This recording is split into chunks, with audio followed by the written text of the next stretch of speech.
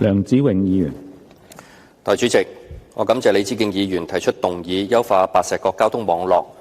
及社區設施嘅議案，讓到議會有機會探討社區嘅建設工作，解決居民嘅問題，特別喺交通運輸同埋社區設施配套呢啲生活基本嘅需要。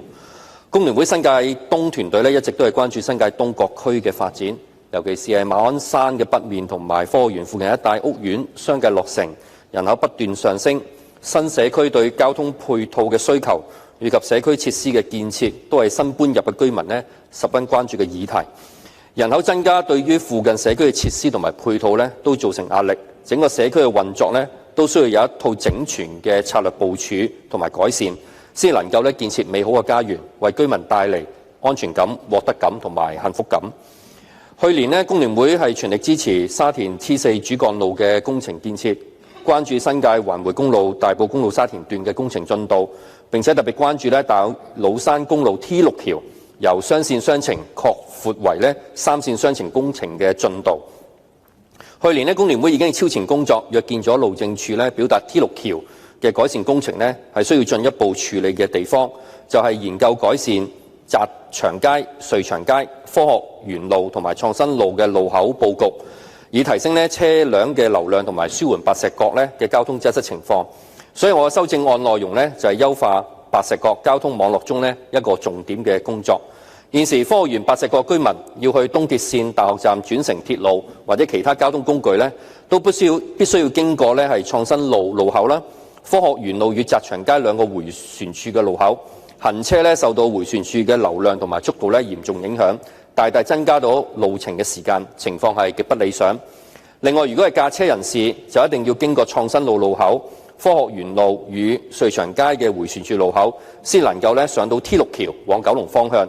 又係受到交通燈同埋迴旋處嘅安排影響，車流量都係十分緩慢。就算係北上去到北區嘅話都要經過兩個迴旋處都嚴重影響個交通嘅流量。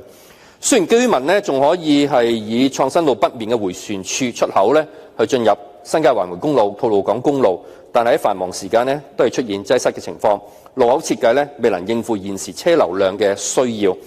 因此喺進行 T6 橋改善工程嘅時候一定係要研究改善澤祥街、瑞祥街、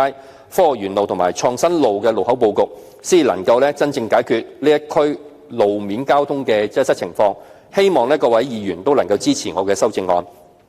當然，另一個工作就係要興建東鐵線科學園白石角新嘅車站，使用係鐵路網絡集體運輸系統，將居民使用私家車嘅習慣轉去係鐵路集體運輸系統。所以我係支持李梓敬原動議中促請政府立即公布白石角詳細規劃和設計方案及動工時間表，早一日拍板，早一日係幫助居民提供更便捷嘅交通工具。住宅地區並不是係純居住，政府必須有整全嘅規劃安排，讓到居民可以有足夠嘅社區配套設施喺小區之中係生活，唔需要走進去另一個社區係解決日常生活嘅基本需要。所以我修正案就加入咗係社區同埋民生設施，例如街市呢類最基本嘅生活配套設施。工聯會建議嘅理想社區應該喺規劃時就應該係預留足夠嘅土地去建設街市、社區會堂、圖書館、康樂體育文娛等設施，讓到居民可以解決日常生活上嘅必要。政府其實可以透過呢一次興建東鐵線科學園白石角新車站嘅契機，運用一地多用嘅設計，充分運用有限嘅土地資源，完善社區配套，讓到居民可以真正感受到樂業安居嘅願景。其實北部都會區嘅建設，人流物流都會不斷係上升嘅，唔單止對整個北區帶嚟交通上嘅負擔，對沙田大埔都造成影響。我希望政府盡快係可以落實沙田繞道項目，進一步舒緩吐露港公路同埋白石角交通嘅擠塞情況，交通暢順，自然為經濟帶嚟動力，亦都提升市民參與勞動嘅意欲，讓到香港係向高飛，創造新嘅未來。代理主席，我謹此陳辭。